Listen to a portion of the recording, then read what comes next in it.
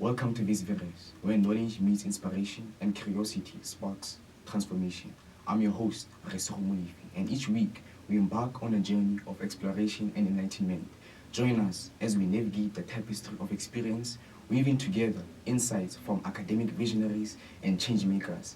Get ready to expand your horizon, challenge your perspectives, and embark on a quest for personal and collective growth. This is Visceres, where every episode is a gateway to a world of endless possibilities. Let's get back to the episode. Welcome to the podcast, Adam. Thank you so much. Thank you for having me in the podcast. Can you please tell us about yourself? My name is Adam Guilovico. I'm currently doing my second year. I'm studying Bachelor of Science in Mathematical Science with Applied Mathematics and Pure Mathematics. I love numbers. I'm a critical thinker and problem solver. Yeah, there isn't much. It's just. Alright. So, for a person who just clicked into this podcast, maybe they got interested by the thumbnail or they saw something interesting in the title. What do you think they're gonna get from this conversation? Enlightenments in mathematics and how to study mathematics, some tips, enlightenments, and also they'll also get to know my experiences on my first year of study as I was doing my first year last year. Okay. Adam, I'd like to hear more about your background, from your humble beginnings when you were still young to where you are now. Okay, so I grew up in Gauteng in Johannesburg. During my high school years, grade 8, 9, I never liked maths, bro. Yeah, this makes two of us, no? Maths was very difficult back then. It was very difficult. So I remember this other time where I failed maths really bad. It was, I think, around grade 10. And it was actually my final exam for my grade 10 to pass to grade 11. I did really bad in that exam, whereby even my marks, they were not too good. But then, fast forward to grade 11, I tried my best, grade 11, around first term. So there was this teacher, I still remember him very well, Mr. Mafum. He once told me something, around grade 11, he told me that if maths is difficult for you, just try one equation a day, just one, and see where it gets you.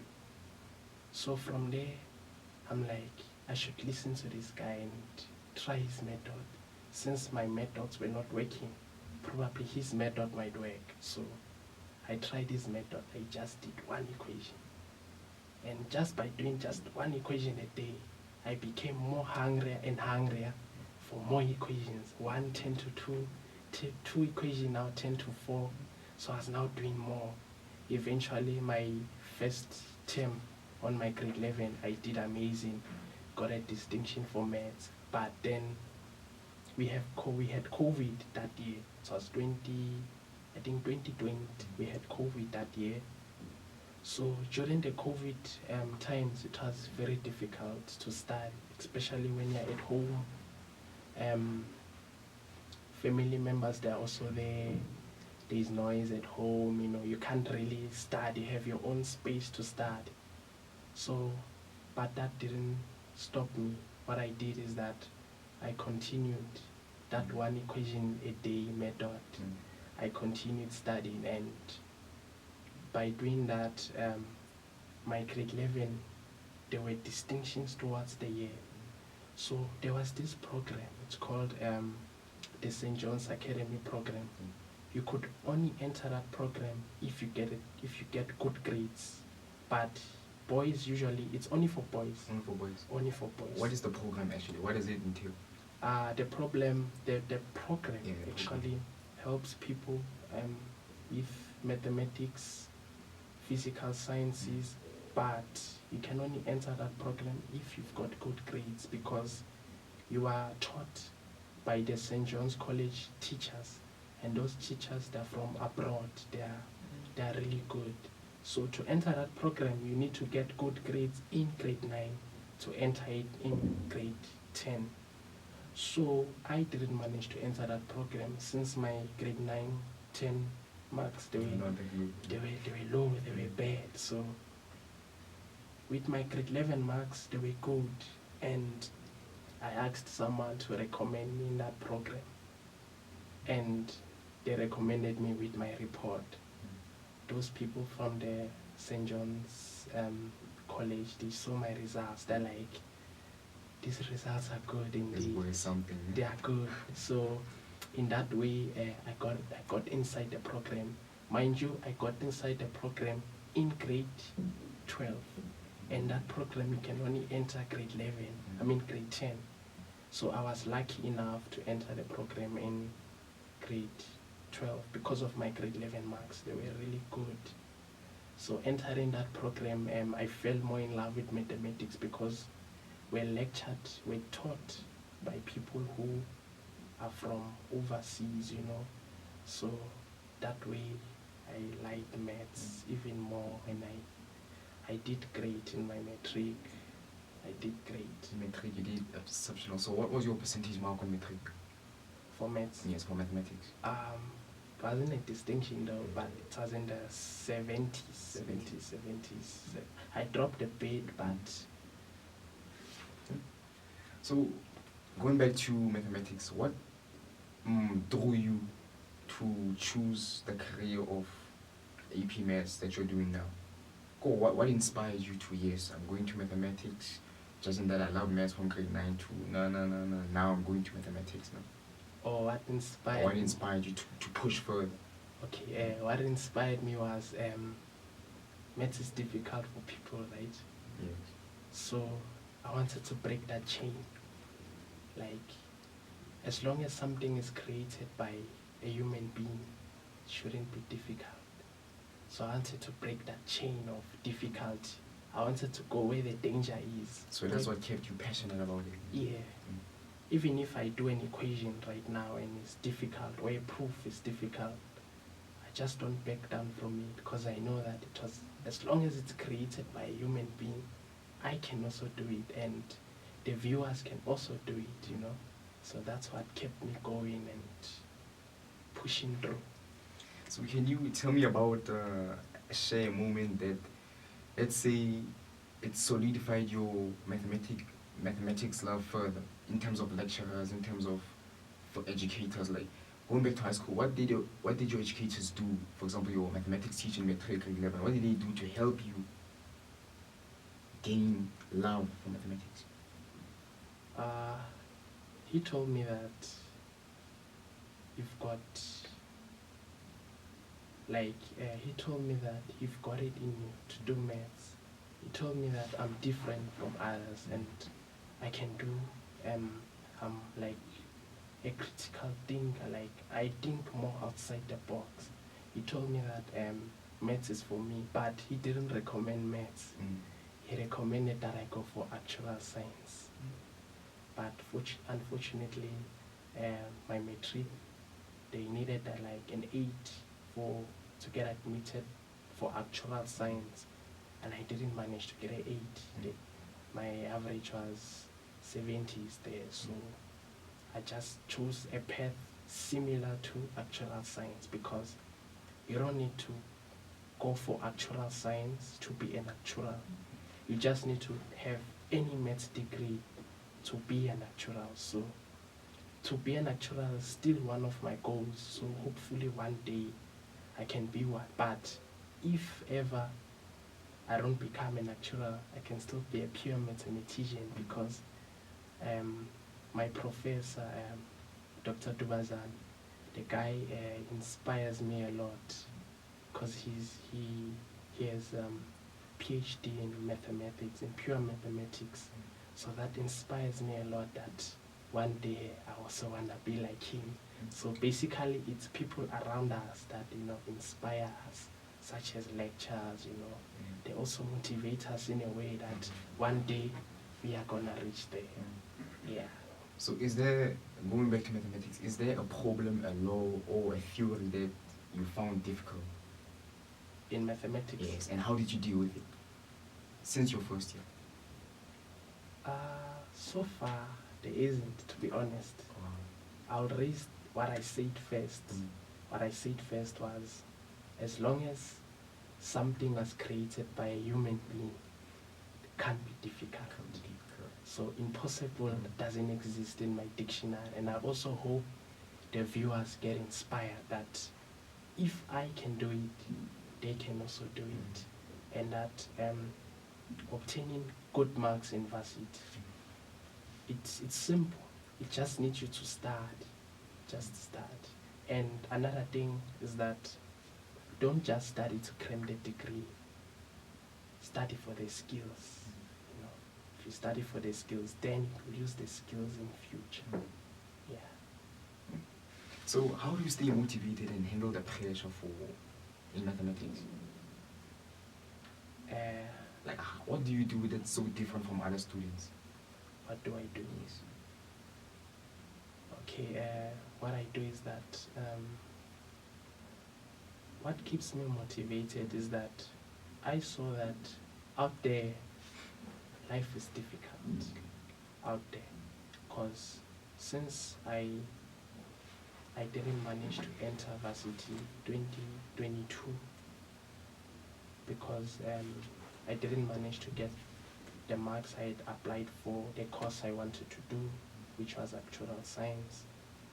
I saw the other side of life, so I know that life out there is difficult.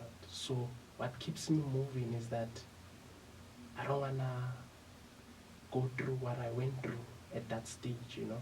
I just wanna become better, you see. So yeah, just wanna become better. So that thing always comes to my mind that if I don't make it, I'll go back to that life, you know, which I don't want to. So what about your family? Does your family know that you love mathematics, and what did they do? Did they support you? What did they do to support you? What did they do? My mom knows that I love numbers. And what role did they play? To be honest, my family didn't really, like, only my mom was supportive. She was like, okay, you love numbers, go for my numbers. But the other side of my family, they wanted me to do something outside numbers, you know. But you know, families do have an impact, because if your family members say do civil engineer or do a mechanical engineer, you'll go for it because they want you to do it. But my mom was like understanding. She was like, do what you love. And what I loved was maths. So I applied for maths as my first option in almost all institutions. Maths was the first thing, you know. Yeah. So, if you love maths that much, does she know like the benefits that it will give you and how it will make you a better person? To be honest, does she know what you do? Does she know who you look up to? Like, do you fill up on the things that are happening here in university? No, she doesn't entirely know. She only knows that maths can lead to working in the bank. Okay. Yeah, she only knows that, but one day I'll just surprise her and be like, Mom, I'm maybe a quantitative analyst, or I'm a financial engineer, you see. Because usually when you tell a person I'm doing maths, they'll be like, oh, you work in the bank. They don't know how broad maths is. So I feel like she doesn't know how broad maths is, but one day I'll just surprise her and be like, this is what I'm doing.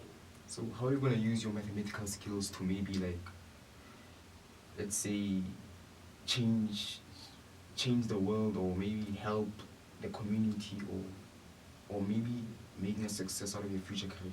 How will you use your mathematical skills to do that? How will I use them? That's a good question. Okay. Let's see. Basically, to be honest, I would I'll just probably make new theorems in future, probably new proofs or something, if ever I go for being a pure mathematician, you know. And another thing is that I go with a motto that says maths is simple. So, you know, usually tell people that maths is simple. So probably, I don't know, I just maybe create theorems, something. Yeah, I'm not sure. Have you used, for example, maths in the real world? For example, have you seen like in the movies where those smart kids, where like those really smart kids in mathematics, for example, they sort of calculate things. For example, you look at me now, you can like see, okay, he's standing this, how many degrees left to the wall? 60 degrees, tangent, no. Have you used like in the real world, imagine that? Yeah, because there's a topic we were doing, it's mathematical modeling. It's based on the real world system. So you look at things from a real world perspective. So I have. You know, sometimes when I'm working, I'll be like, okay, I'll just be calculating things. I'll be like, okay, that gate is it's in an angle of, angle of 30, because what's running through my mind, it's integral science, it's basically mathematics, Yeah. So are you part of any organizations in school? Or? In school?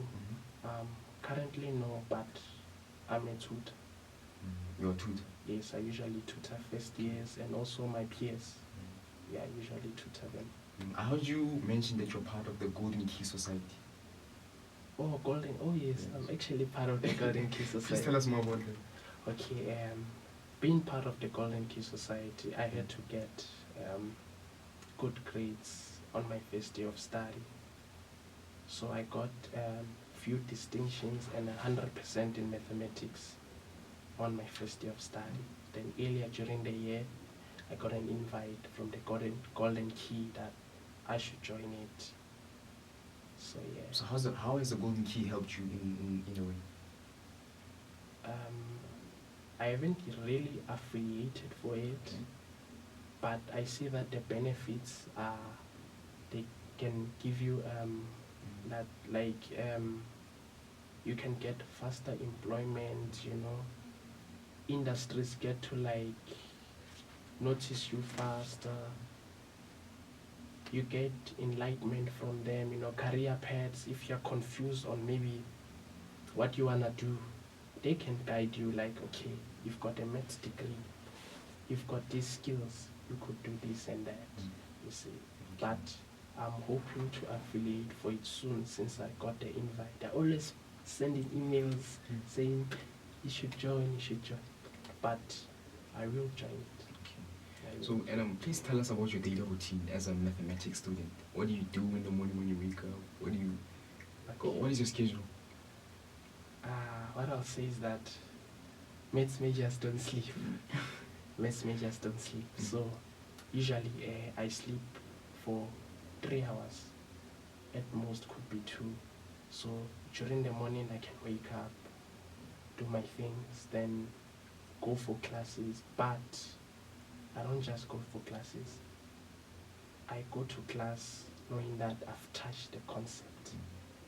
So in that way, it's my way of studying. I can't just go to class and I know nothing, because I'll be lost. So I make sure that tomorrow I've got class. I have to make sure I do the topic. Even if I don't finish it, I learn something so that when the lecturer explains it, I'll be like, oh, that's what I was reading about. So I wake up, do my things, go to class.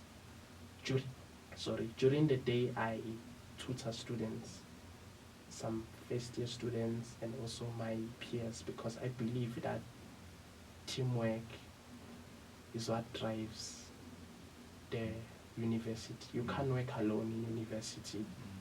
You can't work alone. So I tutor, let's just say, could be from 2 p.m. Let's just say class ended at 2 p.m. 2 p.m. to maybe 7 p.m. I'm tutoring.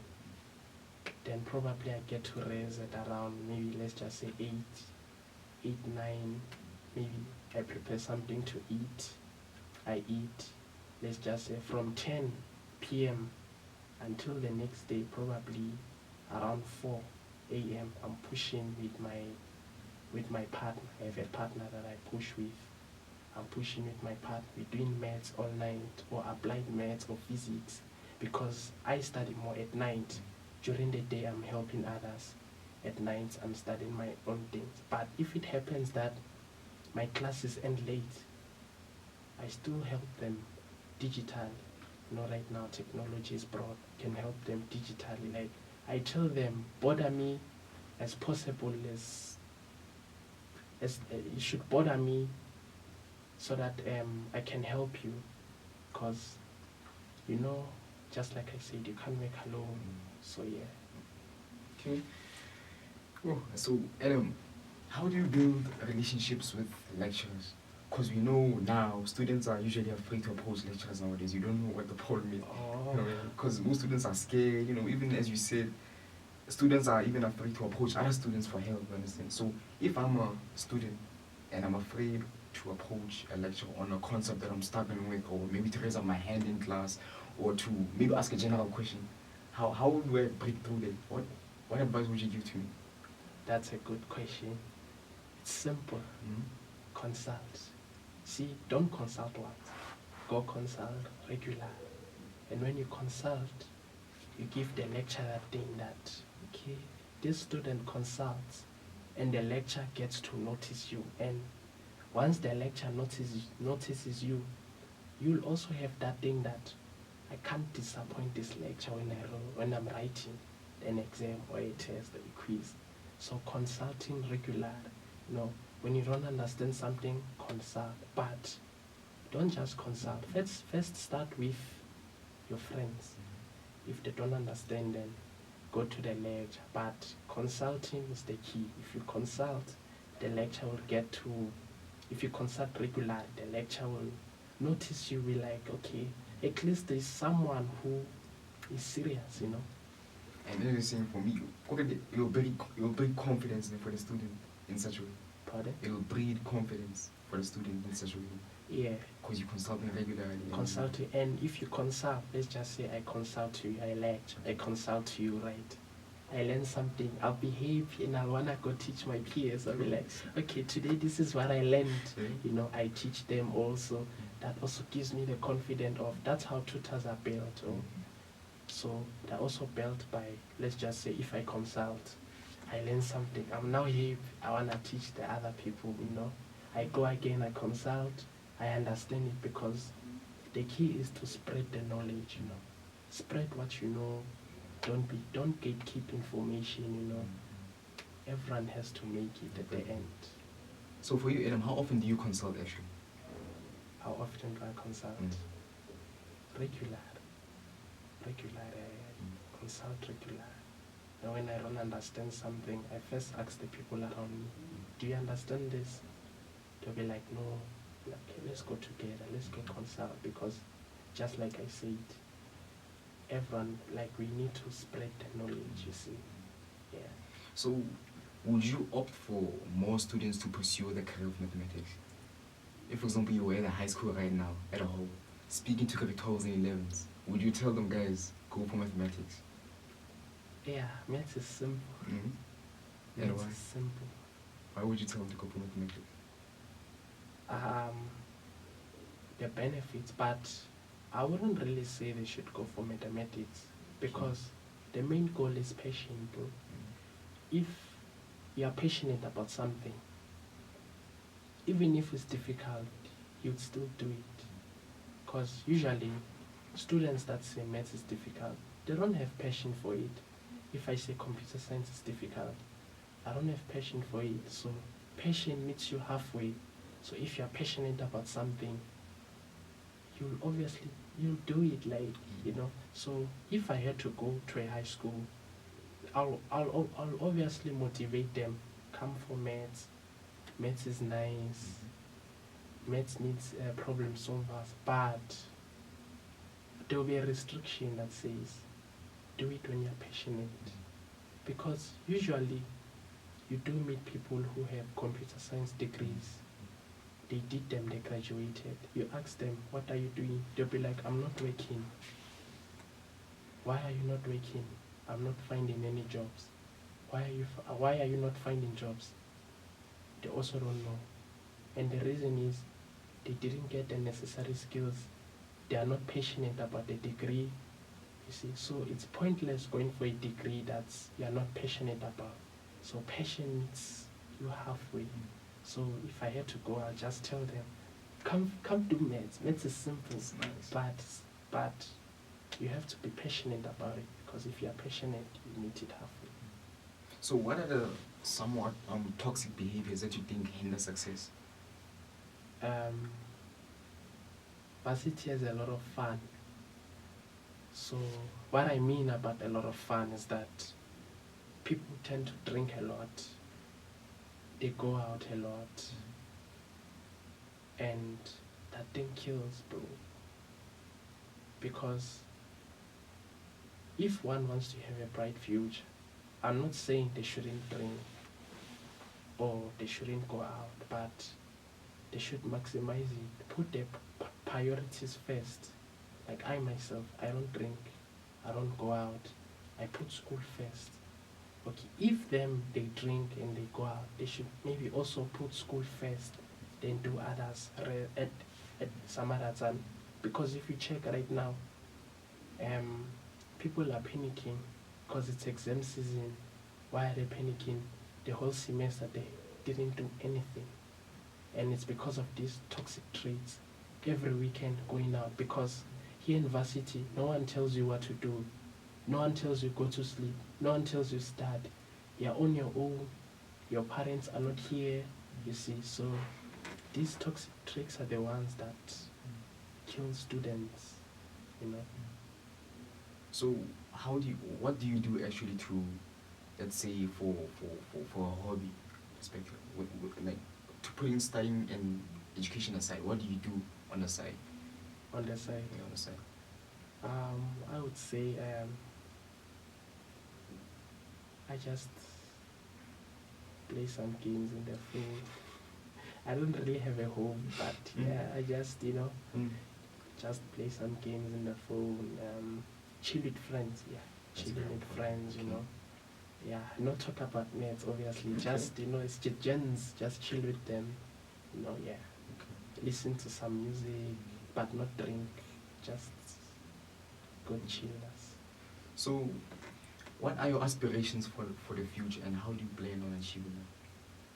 Okay, currently my future goal is to be a pure mathematician or a natural analyst or a quantitative analyst.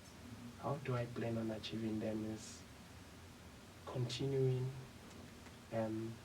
being hungry for success, basically working harder and harder in what I'm doing.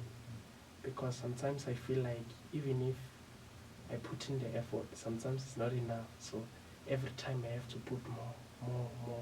So if I continue this way until then, I'll make it.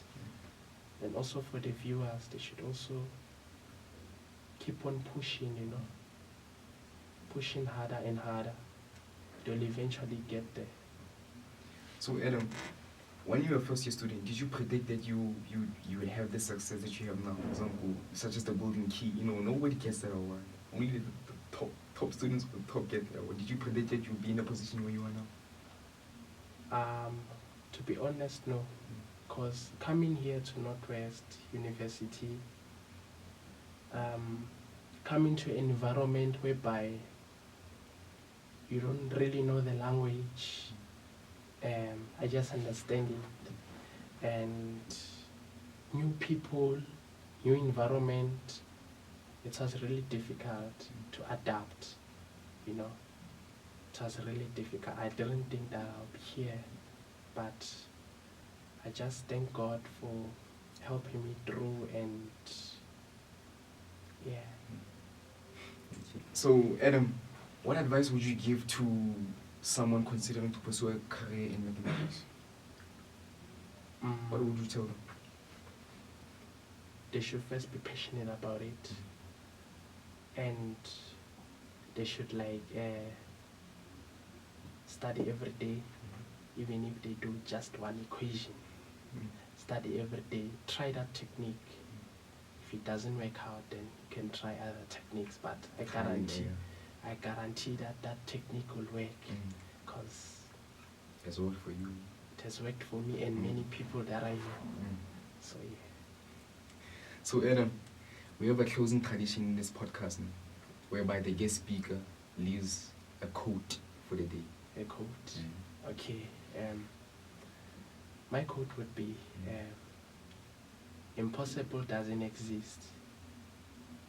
If something was created by a human being, you can do it, and you can do it better. Yeah. One more thing. Adam, the last guest left a question for you here, but you don't know who it is. And I'm not going to tell you who it is, but they left a question for you. The question says, what level of certainty do you have in achieving what you have always wanted? And what are you going to do to achieve that? What level of certainty? I'll repeat it. What level of certainty do you have in achieving what you have always wanted? And what are you doing to achieve that?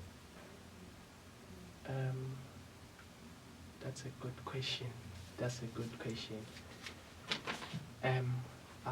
I'm very confident on the career path that I'm in, and I'm 100% sure that I will make it because of the traits because of the things that I do actually. The studying of every day, sharing the knowledge, because if I do share my knowledge, I'm learning more from you also. It's not only about me, but it's about both of us benefiting at the end of the day. So I believe if I continue doing that, spreading the word out there, I will make it.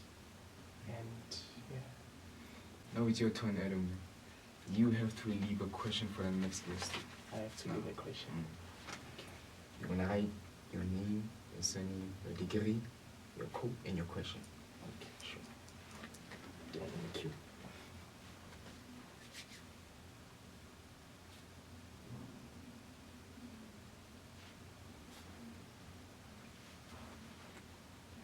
And my code. Yes.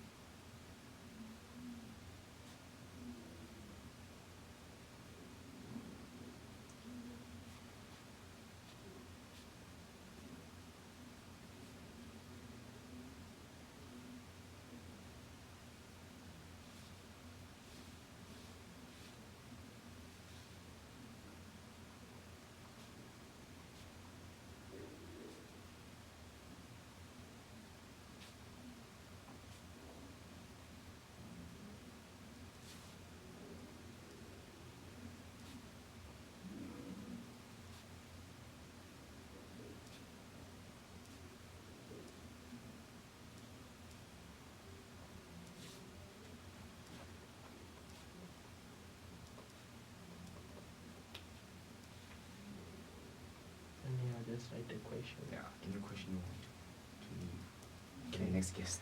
Let me see. You don't have to say it out loud. Okay.